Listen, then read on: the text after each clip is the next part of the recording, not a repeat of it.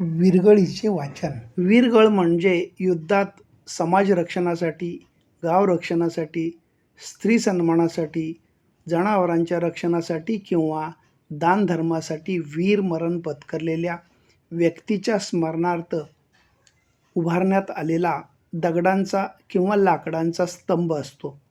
यास वीरस्तंभ असेही म्हणतात. महाराष्ट्रात जुन्या देवळांच्या बाहेर वीरगळ आढळतात. या शिळेवर त्या वीराचा पराक्रम, मृत्यू आणि मृत्यूनंतरची अवस्था चित्ररूपात कोरलेली असते. वीरगळ परंपरा ही कर्नाटकातून महाराष्ट्रात आली असे मानले जाते. कर्नाटक राज्यात मोठमोठे वीरगळ आढळून येतात.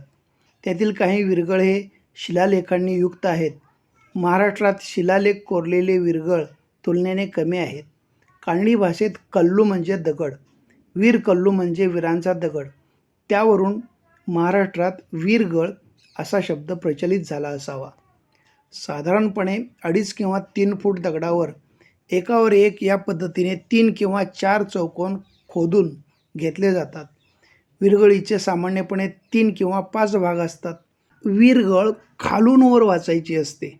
सर्वात खालच्या भागात वीर युद्धात लढत आहे असे दाखवलेले असते. खालचा भाग कोणते युद्ध, कोणता प्रसंग, कोणती शस्त्रे याबाबत कोरीव काम असते. यातून लढाईचे कारणसुद्धा स्पष्ट होते.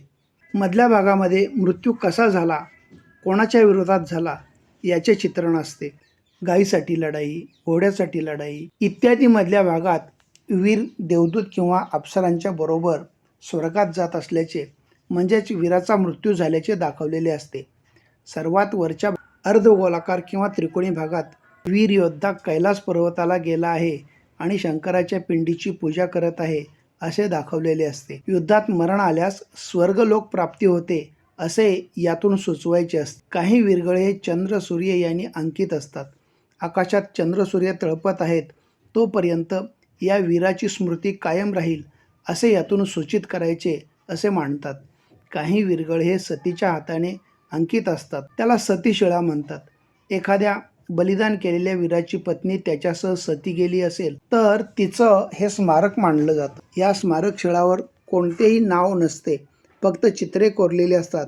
त्यावरून त्या वीराचे वीरकृत्य समजून येत. काही वीरगळावर शिलालेखही आढळतात. वीरगळांचे प्रमुख 2 प्रकार आहेत. आयताकृती वीरगळ म्हणजे ही फक्त समोरून किंवा 3 बाजूंनी कोरलेली असते. स्तंभ वीरगळ. स्तंभ वीरगळ 4ही बाजूंनी कोरलेली असते. ज्यामुळे वीरगती मिळाली त्यानुसारही त्यांचे वर्गीकरण करता येते. एक वीरबळी वीरगळ. ही वीरगळ म्हणजे जे वीर राजा युद्धात जिंकावा म्हणून स्वतःच्या हाताने शिरच्छेद करून घेत त्यांची शिळा होय. गोवर्धन किंवा गोधन वीरगळ. यादव काळात गोधन हेच धन होते.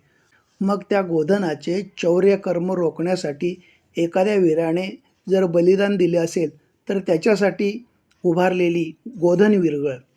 पशुवीरगळ.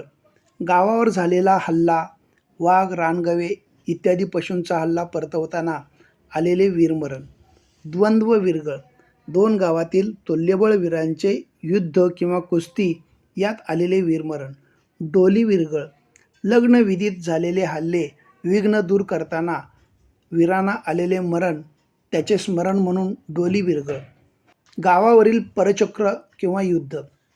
एक वीर अनेकाशी लढताना आलेले वीरमरण. अश्वदल, गजदल वीरगळ.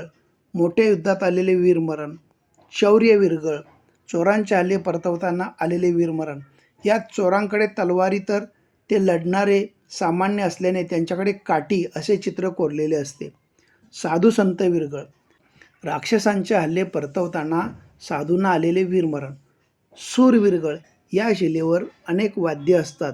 एखाद्या कलाकाराचे वीरमरण याच्यात दाखवलेले असते. ताबूत वीरगळ. विशेष स्मृती असलेल्या शिळा. युद्ध, दरबार, प्राणी, शिवलिंग, हार घेतलेले लोक, अंत्यसंस्कार. बैल, ढाल, तलवारी घेऊन योद्धे, विठ्ठल रुक्माई, कलश, वाघांशी युद्ध, नदी, झोपलेली माणसे, नंदीच्या पाठीवरील पिंड अशी विविध चित्रे या शिळांवर कोरलेली दिसून येतात. कोंढावळे येथे आयताकृती व स्तंभ वीरगळ आढळून येतात. गावाबाहेरील महादेवाच्या मंदिरामागे व जवळच असलेल्या स्मशानभूमीत अनेक विरगळ चांगल्या स्थितीत आढळतात. मुळशी तालुक्यातील चिंचवड, वळणे, नाणेवली, नांदेवली या गावात देखील वेगवेगळ्या ठिकाणी विरगळ आढळतात. महाराष्ट्रातील वैशिष्ट्यपूर्ण विरगळ. अहमदनगर जिल्ह्यातील कामरगाव तालुका या ठिकाणी देवनागरी शिलालेख असलेली दुर्मिळ विरगळ इतिहास अभ्यासक डॉक्टर संजय बोरुडे आणि श्री सतीश सोनवणे यांनी शोधून काढली. महाराष्ट्रात शिलालेख असलेल्या मोजक्याच विरगळी आहेत. शिलालेखांचे वाचन अद्याप कोणी केलेले नाही. जिल्हा रायगड, तालुका माणगाव येथील उंबर्डी गावात शिवमंदिरात 45 वेगवेगळ्या विरगळी आहेत.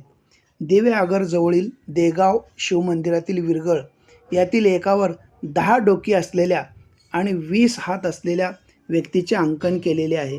मुंबई येथील बोरिवली उपनगराजवळ एकसर गावात नौकायुद्ध चित्रित केलेली विरगळ आहे. आंबेश्वर मंदिर, आंबागाव, सातारा जिल्हा किंकली महाराष्ट्रातील पहिले विरगळांचे गाव. नगर जिल्हा श्रीगोंदा. रत्नागिरी जिल्हा राजापूर येथे दूध पापेश्वर मंदिराजवळ या परिसरात विरगळ आहे. सिंधुदुर्ग जिल्ह्यात वाडा येथे विमलेश्वर मंदिर परिसरात विरगळ आहे. महाराष्ट्राच्या सीमेवरील तेलंगणातील मदनूर या गावी 3.5 फूट उंचीचे 2 सतीशिळा आढळतात. मुक्काम पोस्ट मोरगिरी, तालुका पाटण, जिल्हा सातारा येथील सिद्धेश्वर मंदिराच्या आवारात 17-18 विरगळ चांगल्या स्थितीत आहेत. विशेष म्हणजे त्यांच्यावरील कोरीवकाम आताही सुस्पष्ट दिसते. साधारणतः सर्व विरगळींची उंची 3-4 फूट व रुंदी 1 ते 1.5 फूट अशी आहे. एक चतुर्भुज विरगळसुद्धा येथे बघायला मिळते. चंद्रपूर जिल्ह्यात चंद्रपूरपासून साधारण 23 किलोमीटर अंतरावर असलेल्या निंबाळा या गावाजवळ घनदाट जंगलात अंधारी नदीच्या काठावर महागाव रीट नावाच्या ठिकाणी विरगळ आहे. 1 फूट उंचीपासून तर 5 फूट उंचीचे हे दगडी विरगळ आहेत. त्यांची संख्या 100हून अधिक आहे. गुजरात आणि सौराष्ट्रात खेडेगावातील वेशीजवळ किंवा आसपास काही दगड पुरलेले असतात. त्यांना शेंदूर फासलेला असतो. त्यांना पाळिया असे म्हणतात. ही आत्मबलिदान केलेल्या लोकांची स्मारके होत. यावर त्या व्यक्तींचे नाव आणि मृत्यू दिन कोरलेला असतो. आदिवासी लोकही विरगळ उभे करतात. ते मृताच्या स्मरणार्थ शिनोली उभी करतात. हा एक कोरीवकाम केलेला लाकडी खांब असतो. या खांबाचा आकार, उंची, नक्षीकाम हे मृतांच्या सामाजिक प्रतिष्ठेप्रमाणे असते. नाशिक जिल्ह्यातील आदिवासी हे 5 ते 6 फूट उंचीचे विरगळ तयार करतात. याचा वरचा भाग गोलाकार घोटलेला असतो. हे सूर्यदेवाचे प्रतीक आहे असे ते मानतात. नंतर मानवी चेहरा कोरतात. याच्या 2 बाजूला कमळ, घोडा, चंद्र, तलवार कोरलेली असते. या प्रत्येक चित्राला एक प्रतिकात्मक अर्थ असतो. एटापल्ली तालुक्यात तोडसा गावात तळ्याकाठी नक्षीकाम केलेले 4 खांब रोवलेले आहेत. त्यावर आडवे लाकूड बसवलेले असून त्यात सुसर, साप, कासव अशी चित्रे कोरलेली आहेत. विरगळीच्या सर्वात खाली लेख असल्यास त्याच्यामध्ये वीराचे नाव, काळ, घटना, सण, शक, संवत ही माहिती लिहिलेली असते. मराठा काळ, यादव काळ, राष्ट्रकूट काळात मोठ्या प्रमाणावर विरगळा निर्माण झाल्या. हा इतिहासाचा जिवंत पुरावा आहे. समाजातील शौर्य, नीती व मूल्ये यातून दर्शवलेली असतात. महाराष्ट्रात मोठ्या प्रमाणात विरगळ आढळतात. त्या मध्ययुगीन समाजरचना, युद्ध संस्कृती आणि शौर्य परंपरेचे जिवंत पुरावे आहेत. महाराष्ट्रातील प्रसिद्ध विरगळ. तुळजापूर, धाराशिव, उस्मानाबाद. स्त्री सन्मानासाठी लढताना मृत्युमुखी पडलेल्या वीरांची विरगळ. काही विरगळांवर सती वीरशिळा एकत्र दिसतात. ही यादव काळातील उदाहरणे आहेत. पुणे जिल्ह्यातील जुन्नर येथे सातवाहन व यादव काळातील अनेक विरगळ आहेत. गाव रक्षण करताना किंवा जनावरांच्या रक्षणासाठी लढलेल्या वीरांच्या या विरगळ आहेत. त्रिखंडी विरगळ इथे स्पष्टपणे आढळतात.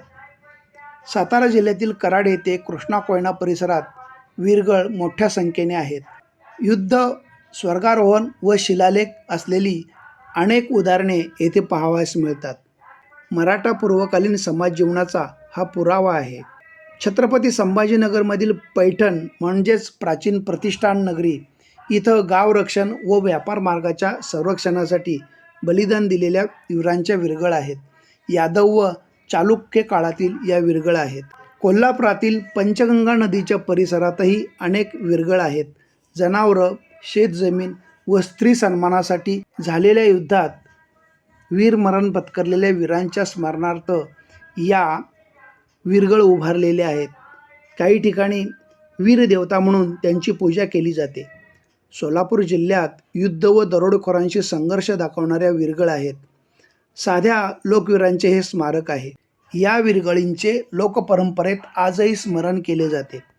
नाशिक जिल्ह्यात त्र्यंबकेश्वर व चांदवड परिसरात रस्ते व गावांच्या रक्षणासाठी लढणाऱ्या वीरांच्या शिळा आहेत. सांगली जिल्ह्यात कृष्णा खोऱ्यात अनेक विरगळ असून युद्धप्रसंग व शिवपूजेसह वरचा टप्पा यात दाखवलेला आहे. या यादव व शिलाहार काळातील आहेत. कोकणात रत्नागिरी जिल्ह्यात सागरी मार्ग संरक्षणासाठी वीरमरण पत्करलेल्या वीरांच्या विरगळ आहेत. यात अलंकरण कमी असले तरी भावनिक चित्रण खूप छान केलेले आहे. स्थानिक देवतांसोबतच यांचे पूजन केले जाते. धुळे, नंदुरबार या भागात आदिवासी वीरांच्या विरगळ, धनुष्य, भाले वापरलेले युद्धसदृश प्रसंग कोरलेले आहेत. लोकस्मृतीत आजही या कथा जिवंत आहेत.